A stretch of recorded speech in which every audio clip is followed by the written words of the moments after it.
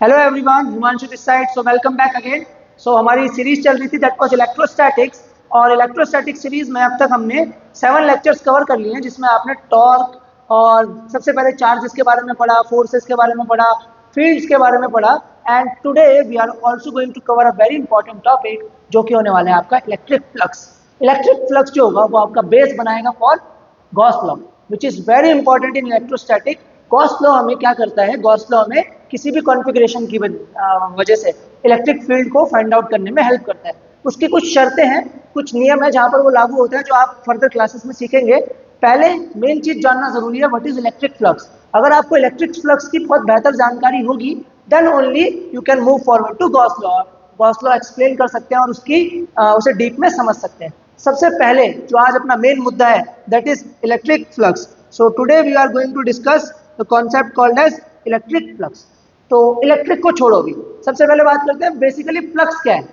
देखो, फ्लक्स क्या है ना, किसी भी रीजन से किसी क्वांटिटी का फ्लो होना, that is called as flux. For example, अगर किसी रीजन से आपका वाटर फ्लो कर रहा है, किसी स्क्वायर लूप से, किसी सर्कुलर लूप से, या किसी भी लूप से अगर आपका वाटर फ्लो कर रहा है, तो हम कहेंगे कि इस लूप में से क्या पास हो रहा है? वाटर का flux, that is called as water flux. अगर उसी सेम लूप में से या किसी भी लूप में से एयर पास कर रही है, then we will called it as air flux. But अगर सेम किसी लूप में से इलेक्ट्रिक फील्ड पास कर रही है, then it is called as electric flux. So basically अगर आप फिजिक्स की डेफिनेशन के टर्म्स में बताना चाहें कि what is electric flux, it is the number of electric field lines passing perpendicular to any area.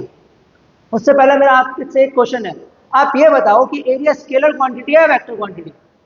तो आप में से कई लोगों का जवाब होगा कि सर हम तो बचपन से पढ़ते हुए आ रहे हैं कि area is a scalar quantity, 8 9 10 हमने सबने पढ़ा है एरिया स्केलर, इसकी कोई डायरेक्शन तो होती नहीं है। But wrong, area is a vector quantity. तो आज हमें एरिया वेक्टर को भी समझना पड़ेगा कि क्या डायरेक्शन होती है एरिया वेक्टर की, कहाँ लगता है, ये प्लेन में लगता है, प्लेन के परपेंडिकुलर लगता है, कैसे? ठीक है। So we will today understand about area vector also. So सबसे पहले बात करते हैं इलेक्ट्रिक फ्लक्स की। So what basically is electric flux? It is the number of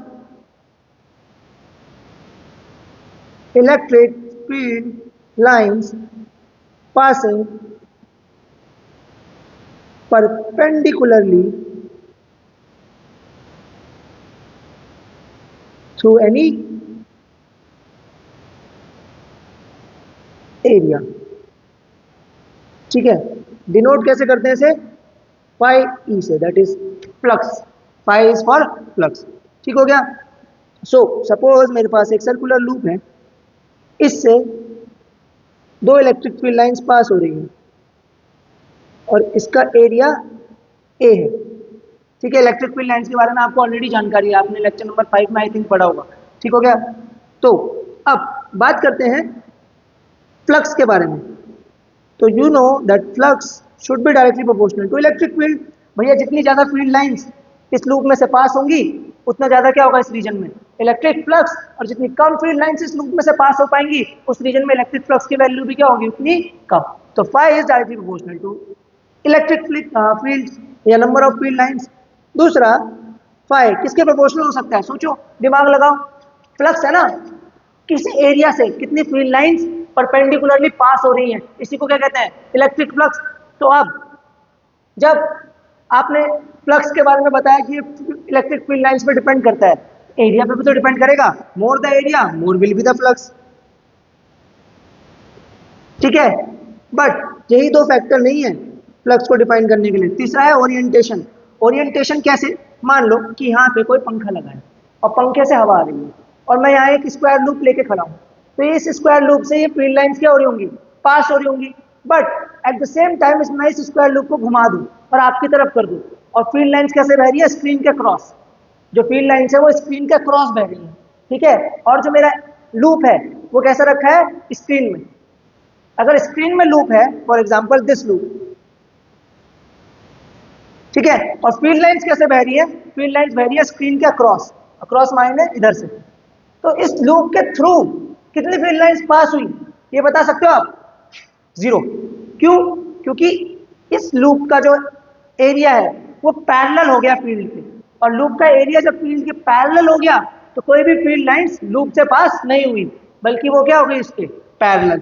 ठीक है, तो clear field lines, so phi is E A cos theta, जहां पर थीटा क्या है, theta is the angle between electric field and area vector. तो अब area vector की डायरेक्शन भी बतानी पड़ेगी, पहले लिख लेते हैं, theta is the angle between electric field and area vector. Electric field और एरिया वेक्टर के बीच का जो एंगल है इसे क्या कहते हैं, थीटा। अब एरिया वेक्टर क्या होता है, देखो एरिया वेक्टर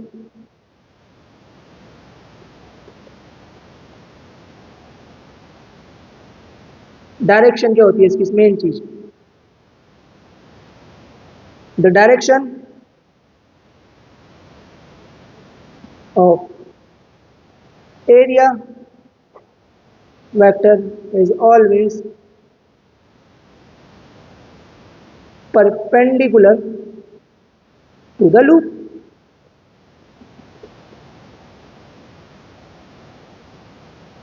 फॉर एग्जाम्पल अगर मैं ऐसा लूप बनाऊं तो इसके लिए एरिया वेक्टर का होगा बाहर की तरफ,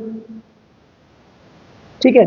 और अगर मैं ऐसा लूप बनाऊं, प्लेन समझ में आ रहा है आपको, इसका प्लेन ऐसा है ऐसे, तो इसका एरिया वेक्टर क्या होगा बाहर, ठीक है। इसका एरिया वेक्टर क्या होगा बाहर, ठीक है, ऊपर या फिर नीचे। और अगर मैं कोई क्लोज फिगर की बात करूं, जैसे मेरा रूम है, तो क्लोज फिगर के लिए हमेशा एरिया वेक्टर कैसा लेते हैं, आउटवर्ड्स नॉर्मल। कैसा लिया जाता है, आउटवर्ड नॉर्मल। आउटवर्ड नॉर्मल का मतलब क्या है, नॉर्मल का मतलब होता है परपेंडिकुलर, और आउटवर्ड क्या होता है, इस रूम के बाहर जितना भी एरिया वेक्टर होगा, जैसे ये वॉल है लेफ्ट हैंड साइड पे, शायद स्क्रीन पे विजिबल ना हो, एरिया वेक्टर क्या होगा इससे बाहर। ये वाली जो वॉल है, एरिया वेक्टर क्या होगा इससे बाहर की तरफ। ऊपर जो है एरिया वेक्टर क्या होगा उससे बाहर की तरफ। तो एरिया वेक्टर हमेशा क्या होता है, एरिया वेक्टर हमेशा होता है आपका परपेंडिकुलर या आउटवर्ड्स नॉर्मल। मैं लिखा देता हूं, सो नोट करके लिखना, for a closed figure area vector is always outwards normal। Area vector की डायरेक्शन हमेशा कैसी होगी, आउटवर्ड्स नॉर्मल, ठीक है। फॉर एग्जांपल मैं ड्रॉ करके बता देता हूं आपको, जैसे सपोज ये क्यूबिकल फिगर है, इसमें 6 फेस होते हैं, है ना। Let us call is this face number 1, let us call this one as face number 2, let us call the upper face as face number 3, lower face as face number 4, front 5 and back 6। अब इनके लिए area vector बनाते हैं। देखिए 2 face के लिए area vector का होगा आउटवर्ड्स नॉर्मल, ठीक है। 3 फेस के लिए एरिया वेक्टर का होगा आउटवर्ड्स नॉर्मल, फर्स्ट वाले के लिए भी क्या होगा आउटवर्ड्स नॉर्मल, फोर्थ वाले के लिए भी क्या होगा आउटवर्ड्स नॉर्मल। और फिफ्थ और सिक्स्थ का बनाना थोड़ा सा मुश्किल है, क्योंकि फिफ्थ के लिए होगा आपकी तरफ और सिक्स्थ के लिए होगा आपसे दूर बाहर, इस दीवार के उस साइड, ठीक है, clear. So this was the direction of area vector. So basically अभी तक की हमने क्लास में क्या पढ़ा, that phi, that is electric flux is E dot A. I hope आप सबको डॉट प्रोडक्ट की जानकारी है। और अगर मैं इसे मैग्नीट्यूड के टर्म्स में लिखूं, that will B mod E mod A and cos theta. ये फॉर्मूला आप कब यूज करेंगे, व्हेन इज कांस्टेंट, ठीक है, क्लियर। अब आगे बढ़ते हैं, तो कुछ मेरे सवाल हैं आपसे, पहले मैं उन्हें पूछता हूं। मेरा क्वेश्चन है कि अगर इलेक्ट्रिक फील्ड कुछ इस तरीके से है, सच दैट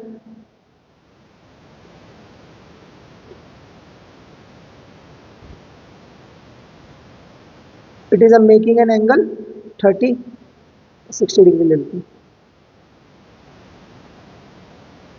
तो इस लूप का एरिया ए है। What will be the flux through this loop? क्या आंसर होगा आपका? इस लूप से कितना फ्लक्स पास होगा, बता सकते हैं आप? इलेक्ट्रिक फील्ड कौन सा वाला फ्लक्स में कंट्रीब्यूट करेगा, पैरेलल वाला या परपेंडिकुलर वाला? दो इलेक्ट्रिक फील्ड के कंपोनेंट बनेंगे ना, देखो, एक तो बनेगा इस लूप के पैरेलल और एक बनेगा इस लूप के परपेंडिकुलर। तो कौन सा वाला कंट्रीब्यूट करेगा बताओ? अभी तक आपने पढ़ा है कि एरिया वेक्टर होता है, फ्लक्स होता है, ई डॉट ए होता है, थीटा एंगल होता है ई और ए के बीच का। तो कौन सा वाला कंट्रीब्यूट करता है? परपेंडिकुलर वाला। तो इसमें से जो फ्लक्स निकलेगा इसकी वैल्यू कितनी आएगी? ई ए। अब सबको लगेगा cos 60। नहीं नहीं नहीं नहीं, cos 60 नहीं, यही गलती तो करोगे आप पेपर में। cos 60 थोड़ी लेना है आपको, आपको वो लेना है जो क्या होगा, इलेक्ट्रिक फील्ड एरिया के क्या है, परपेंडिकुलर या एरिया वेक्टर की डायरेक्शन में। अब एरिया वेक्टर तो ऊपर है, एरिया वेक्टर की डायरेक्शन में कौन सा कंपोनेंट है इसका? sin 60। तो यहां से वैल्यू कितनी आएगी? ई ए √3/2। और ज्यादा बच्चे क्या करके आएंगे, वो करके आएंगे ई ए बाय 2, क्योंकि उन्हें लगेगा उन्होंने फॉर्मूला रटा होगा। प्लीज प्लीज आपसे रिक्वेस्ट है, आप फॉर्मूले रटा मत करो, इनका मीनिंग समझा करो। ई ए cos थीटा अगर आप रट लोगे तो आपको लगेगा कि ये तो 60 दे रखा है, तो यहाँ cos 60 लगा देता हूँ, 1/2 आ जाएगा। नहीं नहीं नहीं, ऐसा नहीं होगा। इलेक्ट्रिक फील्ड का वो कंपोनेंट जो एरिया वेक्टर के पैरेलल है या फिर एरिया के परपेंडिकुलर है, that will contribute in electric flux. ठीक है, क्लियर? मैं लिख भी देता हूँ इसे नोट बना के, क्योंकि मुझे पता है आपको कंफ्यूजन होगी बाद में। तो note, very important, the component of electric field parallel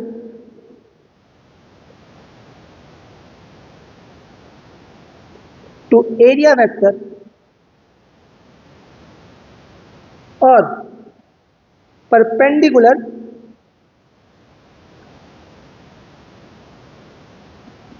to the area of loop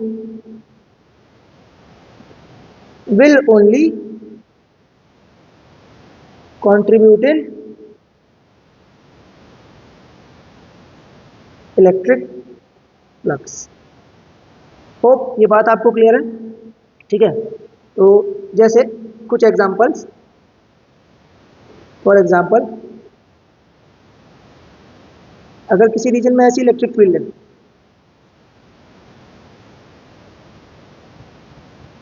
और इसका एरिया वेक्टर ए है, मतलब इसका एरिया ए है, तो इसमें से फ्लक्स कितना पास होगा? E dot A, that will be E A cos theta. अब ये लूप ऐसे रखा है, देखो कैसे रखा है, ऐसे करके, तो इसका एरिया वेक्टर भी क्या होगा इधर, और इलेक्ट्रिक फील्ड भी क्या है इधर। तो इलेक्ट्रिक फील्ड और एरिया वेक्टर दोनों क्या है, एक दूसरे के पैरेलल। पैरेलल होगा तो सारा का सारा इलेक्ट्रिक फील्ड किसमें कंट्रीब्यूट करेगा? फ्लक्स में, that is E A. Angle कितना हो जाएगा? 0 डिग्री ना, क्योंकि एरिया वेक्टर और इलेक्ट्रिक फील्ड के बीच का एंगल ही तो थीटा है। अब ये दोनों एंगल क्या हो गए? सेम। तो इसी वजह से क्या बोलते हैं, ये देखो, ये मैं एरिया वेक्टर बना देता हूँ राइट से, तो ये आपका एरिया वेक्टर है और ये आपकी इलेक्ट्रिक फील्ड है, दोनों क्या हो गए? सेम डायरेक्शन में, इसीलिए इलेक्ट्रिक फील्ड की वैल्यू कितनी आई? ठीक है, दूसरा एग्जांपल, अब देखो लूप का ओरिएंटेशन चेंज कर दिया। बताओ ये लूप कैसे रखा है? ये लूप ऐसे रखा है, ठीक है, पहले लूप कैसे था? ऐसे, अब कैसे रखा है? क्लियर? अब अगर इलेक्ट्रिक फील्ड ऐसे पास हो रही है तो बताओ इसमें से कितना फ्लक्स पास होगा? अब आपको पता है एरिया वेक्टर क्या होगा लूप के?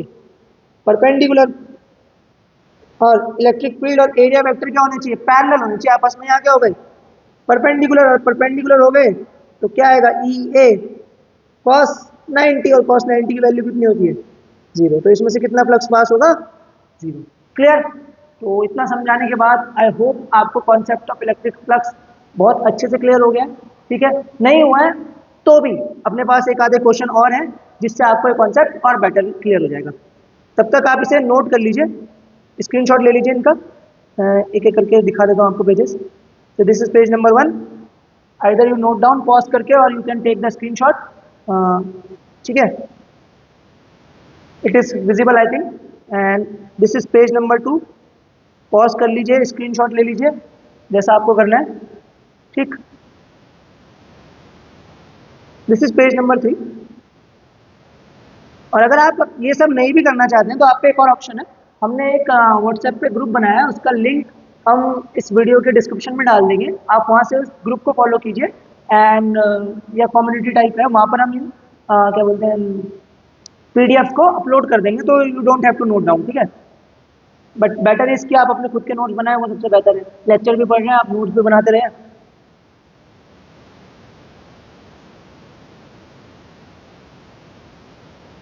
So, I hope we are done till now. Moving on to the questions. So, first question on your screen is, आप पहले खुद इसे पॉज करके पढ़िए और ट्राई करिए, तब तक मैं इसे कराता हूं आपको। Uniform electric field exist in space, find the flux of this field through a cylindrical surface with axis parallel to field. अब क्वेश्चन को ध्यान से पढ़ा करो, क्या कह रहा है, एक्सिस क्या है, फील्ड के पैरेलल। तो ये हो गया आपका एक्सिस, एक्सिस मतलब जिसके अबाउट सिलेंडर टिका हुआ है, ठीक है। और ये हो गई आपकी, मैं पर्पल से दिखाता हूँ, इलेक्ट्रिक फील्ड्स। क्लियर। अब सपोज इस वाली साइड का एरिया ए है, इस वाली साइड का भी एरिया ए है, और इस वाली साइड का A3, ये A1, A2 और ये A3। अब बनाते हैं सबसे पहले एरिया वेक्टर। तो एरिया वेक्टर का होगा, A1 के लिए क्या होगा, आउटवर्ड्स नॉर्मल, ठीक है। A2 के लिए क्या होगा, आउटवर्ड्स नॉर्मल, और A3 के लिए भी क्या होगा, आउटवर्ड्स नॉर्मल। अब तुम्हें समझ में नहीं आ रहा होगा ये A3 के लिए कैसे, देखो कहीं पे भी बनाओगे ना तुम ऐसे करके, तो हर जगह से क्या बनेगा, नॉर्मल। 3D फिगर है ये, सिलेंड्रिकल सरफेस या जो कर्व सरफेस है, इसके लिए जब भी एरिया वेक्टर बनाओगे हर जगह से क्या बनेगा, नॉर्मल, ठीक है। क्लियर। तो फाइव टोटल कितना होगा, 5 through area 1 plus 5 through area 2 plus 5 through area 3। अब 5 का फॉर्मूला ई डॉट ए, एंगल की बात करें तो कितना हो जाएगा पहले वाले के लिए 180 डिग्री, क्योंकि इलेक्ट्रिक फील्ड अंदर है, एरिया वेक्टर बाहर है। 2 के लिए बात करें तो कितना हो जाएगा, ई डॉट ए कॉस 0 डिग्री, और 3 के लिए बात करें तो कितना हो जाएगा, ई डॉट ए कॉस। अब ये आएगा E A cos 180 is -1 plus E A cos 0 is 1, और 90 की तो वैल्यू 0 होती है, टोटल कितना आ गया, 0। अब आपके मन में सवाल आएगा, सर ऐसे कैसे, फिजिकली समझाओ इसे, ये 0 कैसे आया। देखो इलेक्ट्रिक फील्ड, इलेक्ट्रिक फ्लक्स होता क्या है, total number of field lines जिसने किसी सरफेस को या किसी एरिया को क्रॉस करा है। अब देखो इसमें जितनी फील्ड लाइंस एंटर करी, उतनी फील्ड लाइंस क्या हो गई, एग्जिट कर गई। तो नेट फ्लक्स कितना हुआ इसमें, 0, क्योंकि टोटल फील्ड लाइंस कितनी हो गई, 0। जितनों ने एंटर किया उतना ही एग्जिट, मतलब total incoming flux equals to total outgoing flux. तो नेट फ्लक्स कितना हो गया, 0, ठीक है। अब एक क्वेश्चन ये और बढ़िया है, थोड़ा और कॉन्सेप्ट बेहतर इंप्रूव करेगा आपका। देखो पॉज करो और खुद करने की ट्राई करो, बहरहाल मैं कराता हूं। A square of h 10 centimetre is place with its positive normal making an angle 60 degree. देखो फिजिक्स करनी है ना, सबसे पहले दिमाग में इमेजिनेशन लाना सीखो। इस डायग्राम को बनाने से पहले इमेजिन करो कि ये हो कैसे रहा है। सबसे पहले स्क्वायर ऑफ h, तो एक स्क्वायर इमेजिन करो 10 सेंटीमीटर का, ठीक है। इस place with its positive normal making an angle 60 degree with uniform electric field. तो मैंने एक स्क्वायर ले लिया सबसे पहले, ठीक है, दिस इज अ स्क्वायर, लग नहीं रहा वैसे, अब लग रहा होगा शायद। तो ये एक स्क्वायर है, ठीक है। अब इस स्क्वायर का जो नॉर्मल है वो 60 डिग्री बना रहा है, किसके साथ, इलेक्ट्रिक फील्ड के साथ। तो पहले नॉर्मल बनाओ इस स्क्वायर का, नॉर्मल क्या होगा, आउटवर्ड्स, तो दिस इज एरिया वेक्टर, ठीक है। दूसरा क्या कह रहा है कि ये इलेक्ट्रिक फील्ड के साथ कितना एंगल बना रहा है, 60 डिग्री। तो suppose this is our electric field, angle कितना बना रहा है, 60 डिग्री। अब मैंने आपको बताया था कि इलेक्ट्रिक फील्ड का वो कंपोनेंट जो एरिया वेक्टर के क्या है, पैरेलल है। कौन सा कंपोनेंट होगा एरिया वेक्टर के पैरेलल, देखो दो कंपोनेंट होंगे, ये होगा E sin 60 और ये होगा E cos। दोनों में से आइडेंटिफाई करके बता सकते हो कौन सा पैरेलल है, एरिया वेक्टर के। एरिया वेक्टर का है ऊपर, E cos 60 भी का है ऊपर, मतलब ये दोनों क्या हो गए, parallel. Then it will only contribute in electric flux. तो फ्लक्स कितना आ जाएगा, E A cos 60, and you know that cos 60 is 1/2। Now E की वैल्यू रख दो, E की वैल्यू दे रखी है इन्होंने 20, A दे रखा है इन्होंने 10 सेंटीमीटर। यूनिट्स का बहुत ध्यान रखा करो, सेंटीमीटर है ना, किस में कन्वर्ट करना है, मीटर में, और एरिया है ठीक है, तो एरिया ये तो 100 हो जाएगा और यहाँ कितना हो जाएगा 10⁻⁴ ठीक, क्लियर, एन डिवाइडेड बाय 2। तो इसे सॉल्व करना कोई बड़ी बात है नहीं, 1 और ये कितना हो जाएगा 10⁻⁻1 है ना, 1 2 3 और 4 की पावर, तो ये कितना हो गया 1/10 दैट इज 0.1। अब फ्लक्स की ऐसा यूनिट क्या होगी फ्लक्स की, क्या होता है ये ई डॉट ए, ई किस में नापते हो न्यूटन पर कूलम, और एरिया किस में नापते हो metre square that is newton metre square per coulomb. ठीक है, तो याद रखना इलेक्ट्रिक फ्लक्स जो है वो एक स्केलर क्वांटिटी है जिसकी ऐसा यूनिट क्या है Newton metre square per coulomb. So remember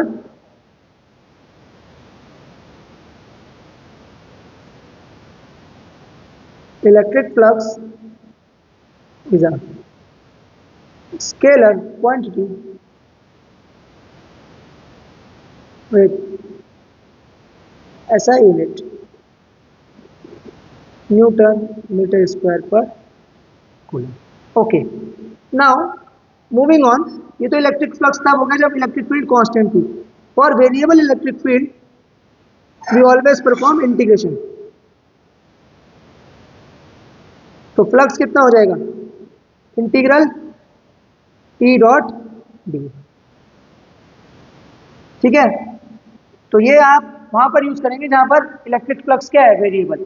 clear, चलिए, तो that was all about flux. अब मुझे उम्मीद है कि आपको फ्लक्स ढंग से आ गया, और once you know the flux you can definitely know Gauss law. Gauss law का बेसिस ही क्या है इलेक्ट्रिक फ्लक्स। तो अब बात करते हैं गॉस लॉ की। ठीक है, तो बड़ा सिंपल सा स्टेटमेंट है गॉस लॉ का, पहले अपन स्टेटमेंट नोट करेंगे, उसके बाद मैं आपको detail by detail in depth समझाऊंगा कि गॉस लॉ कैसे कैसे यूज हो सकता है, कैसे कैसे एक्सप्लॉइट हो सकता है, और कहां कहां पर भी ये बेकार है, नॉट यूजफुल।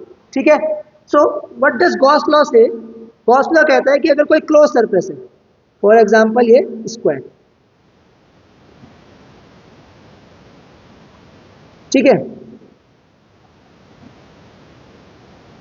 और इसके अंदर सपोज प्लस क्यू चार्ज रखा है, तो कहता है कि इस स्क्वायर से निकलने वाला टोटल फ्लक्स, इस स्क्वायर से निकलने वाला टोटल फ्लक्स बराबर होगा net charge enclosed divided by epsilon not.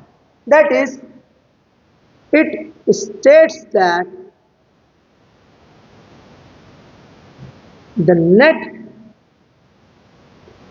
Electric flux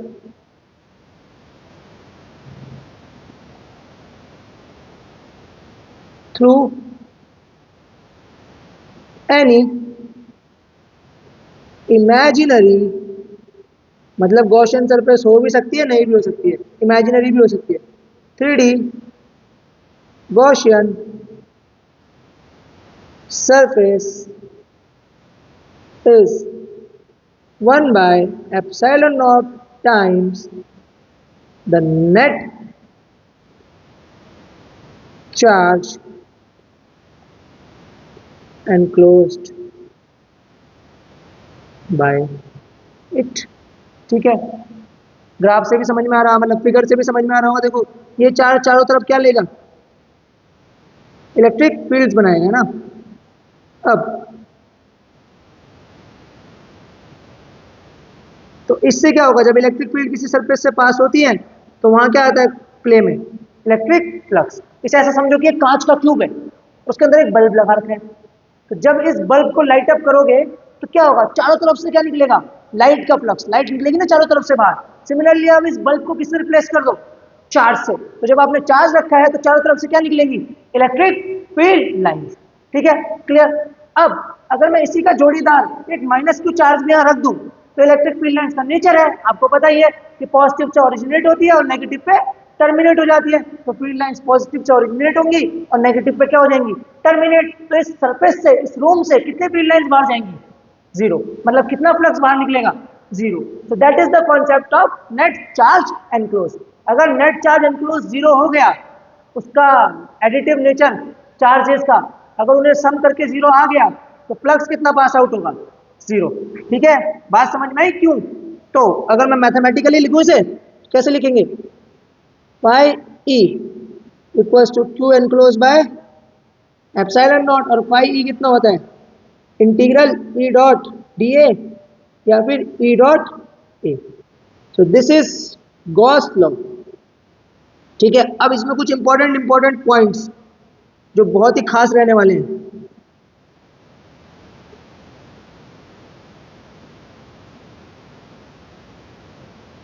सबसे पहला और most important, the net flux only depends only on the net charged enclosed। अब इसका मतलब क्या है, ओके मतलब समझाओ सर। देखो ये कोई भी फिगर है, क्लोज फिगर, इसमें सपोज प्लस क्यू चार्ज है, इस पर प्लस 3 क्यू चार्ज है और माइनस 2 क्यू चार्ज है, और बाहर रखा है 4 Q charge, plus 4 Q charge.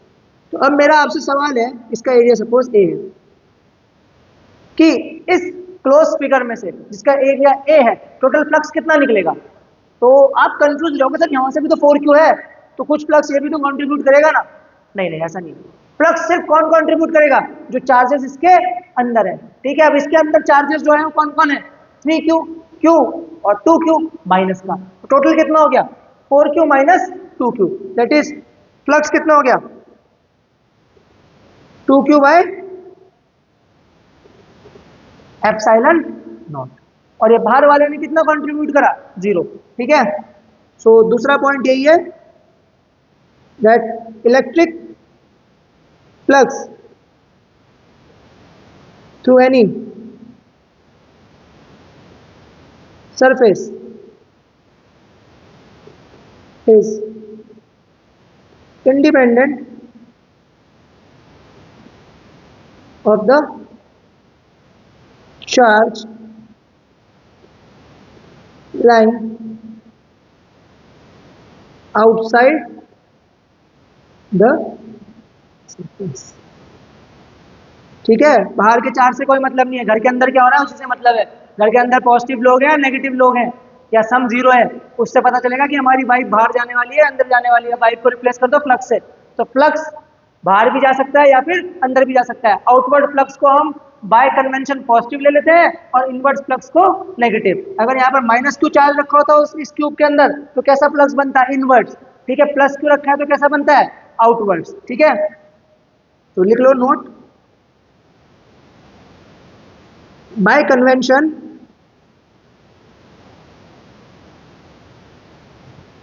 outward flux is considered to be positive and incoming flux as negative। ठीक है, तो अगर हम थोड़ी हायर उसकी बात करें, हायर एजुकेशन की, तो वहां पर इसे बोलते हैं हम सोर्स फ्लक्स या सोर्स फील्ड। ये जो नेगेटिव आती है इसे कहते हैं सिंक फील्ड, क्योंकि ये अंदर से सिंक में पानी देखा तुमने कैसे आता है नीचे की तरफ, तो वैसे ही फील्ड भी कहाँ आ रही है, अंदर की तरफ, तो that is called as sink field. इसे कहा जाता है सोर्स फील्ड। बल्ब से देखो कैसी निकलती है, सोर्स फील्ड, तो पॉजिटिव चार्ज से भी कैसे निकलती है, सोर्स फील्ड। और अगर एक पॉजिटिव और एक नेगेटिव हो तो फील्ड इससे जाएगी और इस पर टर्मिनेट हो जाएगी, इससे जाएगी और इस पर टर्मिनेट हो जाएगी, तो ऐसी फील्ड को कहते हैं सोलेनॉइडल फील्ड। उसका नेट फ्लक्स कितना आता है, 0। अगर एक प्लस क्यू हो और एक माइनस क्यू रखा हो कहीं पे, तो प्लस क्यू से जाएगी इलेक्ट्रिक फील्ड, नेगेटिव पे टर्मिनेट, प्लस क्यू से जाएगी नेगेटिव पे टर्मिनेट। तो ये जो फील्ड बनाएंगे किसी फिगर के अंदर, ये फील्ड कैसी होगी, सोलेनॉइडल। और सोलेनॉइडल फील्ड का मतलब क्या है कि इसके लिए फ्लक्स कितना होने वाला है, 0, जो कि गॉस लॉ भी बताता है हमें कि अगर नेट चार्ज एनक्लोज कितना है, 0, तो फ्लक्स भी कितना पास होगा, 0। क्लियर, चले आगे। चलो फिर अब तुम्हें गॉस लॉ की कुछ और हिडन बातें बताते हैं। तो एप्लीकेशन ऑफ गॉस लॉ कहाँ कहाँ लगा सकते हो आप, कब कब एप्लीकेबल है।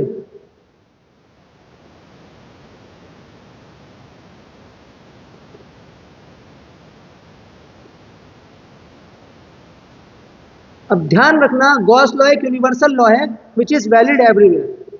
So remember that Gauss law is valid everywhere, but useful in only some cases. अब यूजेस है क्या, पहली बात ये तो बताओ कि व्हाट आर द यूजेस। तो देखो सिंपल सी बात है, गॉस लॉ का यूज क्या है, to find the electric field. अपने को किससे मतलब है, इलेक्ट्रिक फील्ड से। तो गॉस लॉ का हम सारा ताम झाम जो भी करने वाले हैं वो किस पर्पज से करने वाले हैं, such that we can find the electric field. अब अगर कोई फिगर या कोई सिचुएशन में गॉस लॉ हमें इलेक्ट्रिक फील्ड निकाल के नहीं दे पा रहा है, तो हम कहेंगे कि वहां पर ये वैलिड तो है बट यूजफुल नहीं है, अपने काम का नहीं है। ठीक है, तो कहां कहां पर वैलिड है ये। फर्स्ट, देयर शुड बी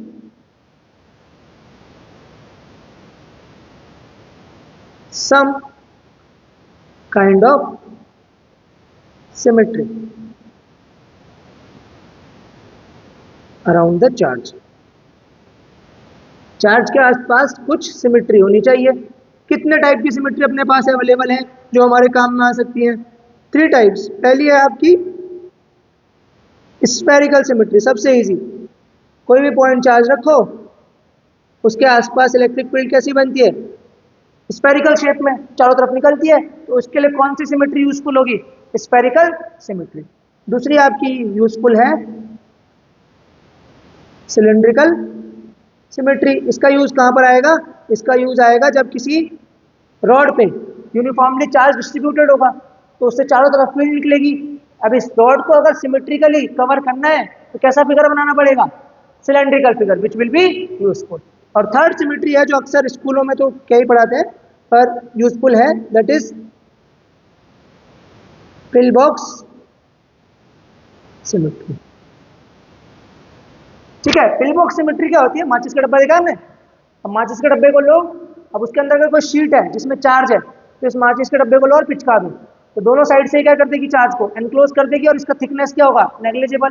तो इन दो सरफेसेस से क्या होगा, फ्लक्स बाहर आएगा क्योंकि थिकनेस क्या है इसकी, नेग्लिजिबल। तो ऐसी सिमेट्री जो ऐसे मतलब शीट वगैरह को एनक्लोज कर दे, that is called as pill box symmetry. इसका यूज कहां पर लेंगे हम, देखो इसका यूज हम लेंगे जब हम निकालेंगे electric field due to a conducting infinitely long infinitely long charge carrying sheet. Sheet लेनी है बहुत लंबी और उसकी वजह से क्या निकालना है, इलेक्ट्रिक फील्ड। वहां पर किसका प्रयोग होगा, पिल बॉक्स सिमेट्री का। ठीक है, तो ये हमने सिमेट्री बता दी। ड्रॉ भी कर देता हूं मैं, फिर तुम कहोगे बताया नहीं। This is spherical, this is cylindrical,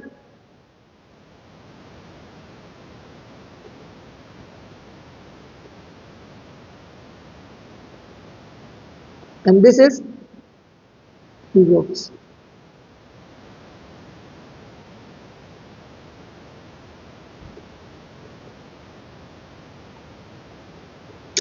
समझा भाई,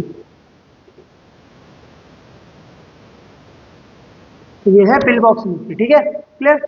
ये थोड़ा इमेजिन नहीं हो पा रहा होगा 3D में। ऐसे इसके बीच में शीट लगा दो, जैसे माचिस का डब्बा होता है ना, घर में लेना माचिस का डब्बा, उसे पिचका देना, वो सेम होगी पिल बॉक्स सिमेट्री की तरह। ठीक है, क्लियर। अच्छा, एक स्लाइड और ऐड करनी पड़ेगी।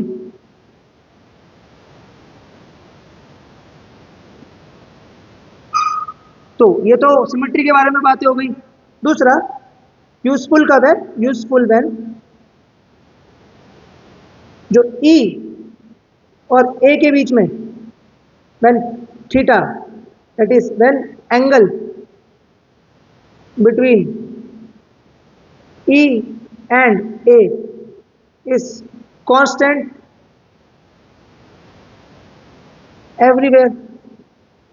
एंगल हर जगह क्या रहना चाहिए, सेम रहना चाहिए। और इस एंगल की वैल्यू अगर 90 हो, 0 हो और 180 हो तो सबसे बढ़िया।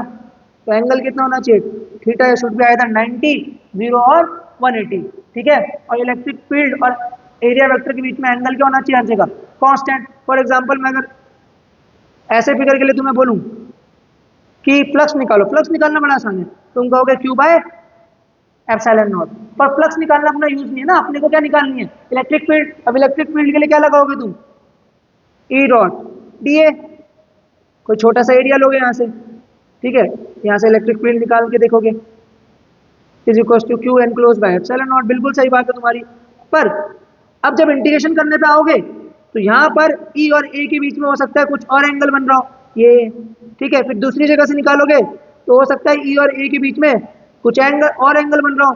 तो अगर ये एंगल बार बार चेंज हो रहा है तो इंटीग्रेशन करना पॉसिबल नहीं हो पाएगा या बहुत कॉम्प्लेक्स हो जाएगा। इसीलिए मैंने कहा कि हम ये गॉस लॉ का यूज तब करते हैं, पहली बात तो जब सिमेट्री हो। देखो इसके अराउंड सिमेट्री भी नहीं है, ठीक है, ये इरेगुलर शेप है, तो पहले शेप कैसे होनी चाहिए, सिमेट्रिकल होनी चाहिए। ई और ए के बीच में एंगल कैसा होना चाहिए, कांस्टेंट होना चाहिए। और सबसे बेहतर होगा कि अगर वो क्या हो जाए, 0 हो जाए, 90 हो जाए या फिर 180। ऐसे केसेस में इलेक्ट्रिक फील्ड हम बड़ी आसानी से कैलकुलेट कर सकते हैं। ठीक है, क्लियर है? चले आगे। तो अब कुछ क्वेश्चंस करते हैं जिससे आपको गॉस लॉ भी समझ में आ जाएगा और इलेक्ट्रिक फ्लक्स भी। ठीक है, तो शुरू करते हैं। क्वेश्चन नंबर 1 आपकी स्क्रीन पे, बताओ भैया, फ्लक्स थ्रू दिस ट्यूब। ये सबसे आसान क्वेश्चन होने वाला है, तो बहुत आसान है तुम्हारे पास इसका आंसर। तुम्हें पता है पाई क्या होता है, क्यू एनक्लोज बटे एप्सिलॉन नॉट। कितना एनक्लोज है इसमें, क्यू अपॉन एप्सिलॉन नॉट। जय माता दी, हो गया क्वेश्चन। चलो next, flux through this tube. ओहो अटक गए, अब हो गई समस्या है, इस पे कैसे निकालें, क्या करोगे? गॉस लॉ लगाने के लिए चार्ज क्या होना चाहिए, एनक्लोज होना चाहिए। अब अगर इसे एनक्लोज करना है तो क्या करो, सिमिलरली एक क्यूब का बना दो, इसके ऊपर भी रख दो, तब ये क्या हो जाएगा, एनक्लोज। अब उस पूरे बड़े वाले क्यूब में से कितना फ्लक्स पास होगा, क्यू बाय एप्सिलॉन नॉट। तो इस आधे में से कितना पास होगा, Q by 2 epsilon naught. So to enclose the given figure,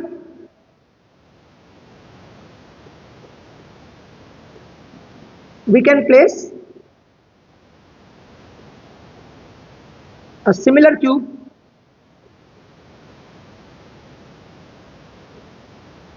on top of it, ठीक है। देन पाई कितना हो जाएगा, क्यू बाय एप्सिलॉन नॉट। ये कितने में से, 2 क्यूब्स में से, ठीक है। तो पाई थ्रू 1 क्यूब कितना हो जाएगा, क्यू बाय यूनिटरी मेथड। समझ में आया क्या, डिड यू गेट इट? ठीक, क्लियर है? नोट करो, आगे बढ़े।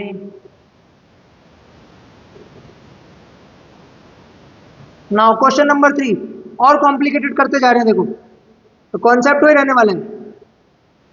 बताओगे इसे एनक्लोज करने के लिए कितने क्यूब लगेंगे? देखो मैं तुम्हें सबसे आसान ट्रिक बताता हूँ, इसे एनक्लोज करने के लिए कितने क्यूब लगेंगे। जिस भी कमरे में बैठे हो ना, उसे इमेजिन कर लो, ठीक है, उसे इमेजिन करो और उसके एक कॉर्नर पे क्या रख दो, चार्ज, ठीक है। तो एक कॉर्नर पे चार्ज रख दो, तो मान लो इस वाले कॉर्नर पे चार्ज है। अब यहाँ पे कैमरा में दिख नहीं रहा होगा तुम्हें, सपोज इस वाले कॉर्नर पे चार्ज है, तो इधर से भी पीछे से एक क्यूब आएगा, इधर से भी एक क्यूब आएगा और इधर से भी क्यूब आएगा। जब ये नीचे 4 बेसिस क्यूब बनेंगे तो ये जो क्यूब है, ये जो चार्ज है, ये कहाँ जाएगा, इन चारों बेसिस के सेंटर में, पर अभी भी ऊपर है। अब इसे एनक्लोज करने के लिए ऊपर भी 4 क्यूब लगाने पड़ेंगे। तो टोटल एनक्लोज करने के लिए कितने क्यूब लगेंगे, 8। देखो मैं समझाता हूँ कैसे। एक तो इस साइड से बनेगा, ठीक है,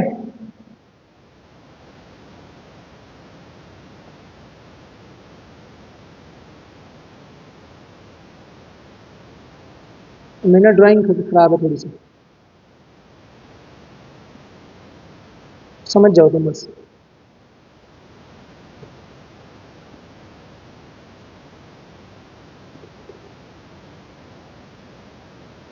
थोड़ा थोड़ा तो समझ ही गए होंगे। तो एक इधर से बनेगा। अब ऐसे ही 2 क्यूब कहाँ से चाहिए, पीछे से। देखो मैं इसे अलग ड्रॉ कर देता हूँ, ये प्लस क्यू है। अब ऐसे 2 क्यूब पीछे से चाहिए, एक उधर से और एक इधर से। अब इन चारों क्यूब को इमेजिन करो, इनके टॉप पे रखा है प्लस क्यूब। ऐसे ऐसे एनक्लोज करना, तो ऊपर से भी कितने बॉक्सेस लगेंगे, 4। तो टोटल कितने हो गए, 5 थ्रू 8 क्यूब्स। 8 क्यूब में से कितना फ्लक्स निकला, क्यू बाय एप्सिलॉन नॉट। तो एक क्यूब में से कितना निकलेगा, क्यू बाय यूनिटरी मेथड ना, ठीक। अब कह दो कि एक क्यूब के किसी एक फेस में से कितना निकलेगा। कितने फेस होते हैं क्यूब में, टोटल 6। क्यूब में कितने फेस होते हैं, 6। जिस भी कमरे में बैठे हो इमेजिन करो और गिनो कितने, 1 2 3 4 5 6। तो 6 फेसेस है ना, 6 फेसेस में से 3 फेस ऐसे होंगे जिसमें से फ्लक्स निकलेगा ही नहीं। क्यों, क्योंकि वो एडजॉइंट होंगे। जैसे सामने वाला फेस, जैसे जिसके साथ ये चार्ज चिपका हुआ है, जैसे ये वाला फेस, इसमें से कितना फ्लक्स पास होगा? जीरो। इसके पीछे वाला फेस, उसमें से कितना फ्लक्स पास होगा? जीरो। ठीक है, अगर मैं सिर्फ इसी क्यूब की बात करूं, इस वाले फेस में से कितना फ्लक्स पास होगा? जीरो, क्योंकि इसके ऊपर भी है ना। और इस वाले फेस में से कितना फ्लक्स पास होगा? जीरो, क्योंकि इसके पीछे भी है। बचे कौन कौन से? एक है नीचे वाला, हाँ यहाँ से पास होगा। एक है साइड वाला, हाँ यहाँ से पास होगा। और कौन सा बच गया? एक सामने वाला, सामने वाले से भी तो पास होगा। तो तीन फेस बचे। तो 5 थ्रू 3 फेसेस कितना हो जाएगा? Q by 8 epsilon naught. और अगर किसी एक फेस से निकालना है कितना आ जाएगा? क्यू बटे 8, उसका 1/3, that is Q by. Very good question these are. इन्हें करो, कॉन्सेप्ट समझ में आ जाएगा और फिजिक्स की ब्यूटी भी समझ में आएगी। ठीक है, तुम्हें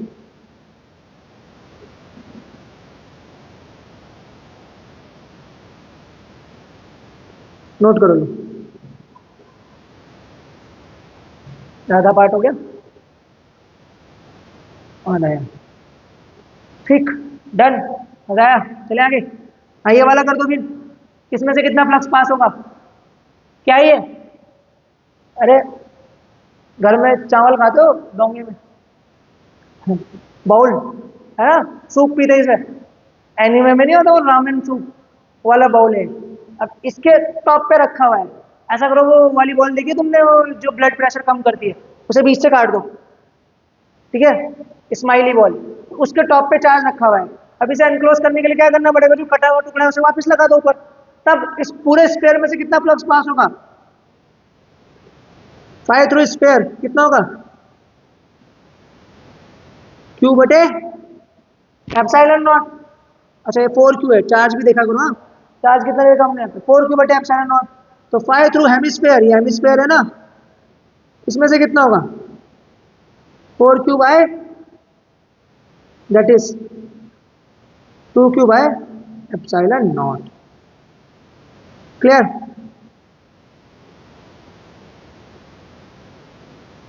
ठीक।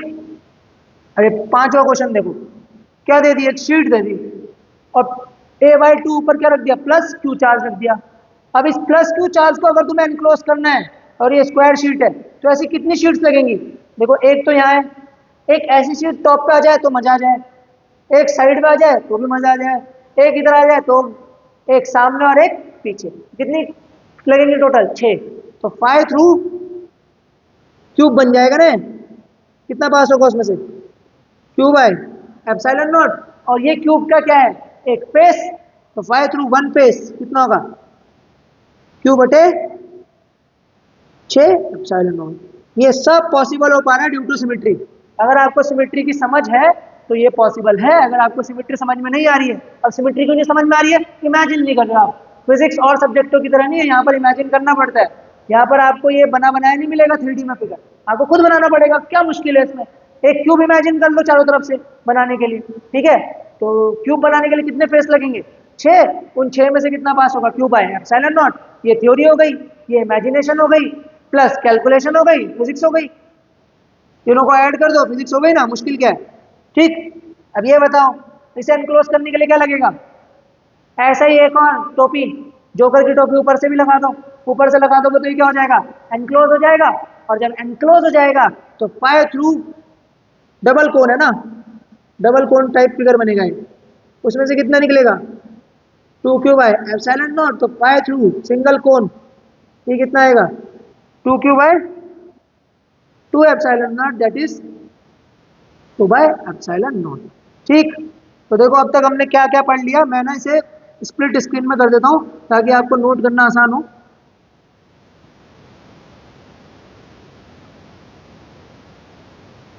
आप ना इसकी फोटो खींच लेना। ठीक।